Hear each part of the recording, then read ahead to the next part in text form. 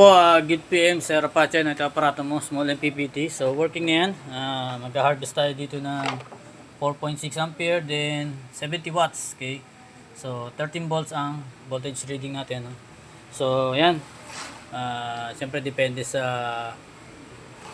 araw, no, yung harvest natin. So solar panel mo is 200 watts, pwede hanggang dalawa. Then 100 Ah battery cell.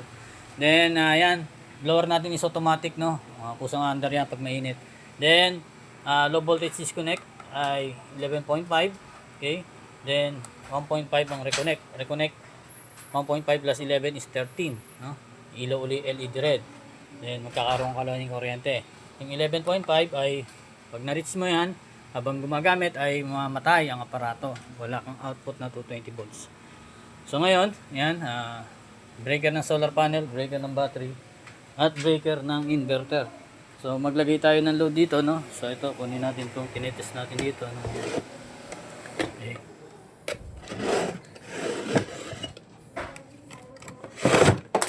So ito yung clip-pan natin, no. Ayan, clip-pan. 20 watts. Okay. So luksak natin dito. Ayan. Then isang 60 watts. Okay. So pure sine wave inverter mo. Okay.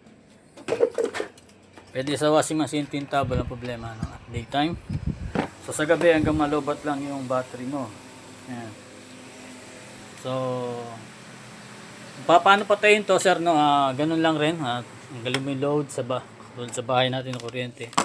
Then patayin mo yung solar panel. Okay. Magsi-0 yung mga reading mo dito, no. So kung magkabaliktad man ang kabit mo ng wire mo dyan, ay magsi-0 lang. Okay, walang reading, ibaligtarin mo lang uli. So makikita mo na yan.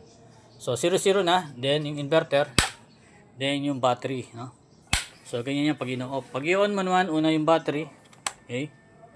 So mag-initialize yung MPPT natin, no.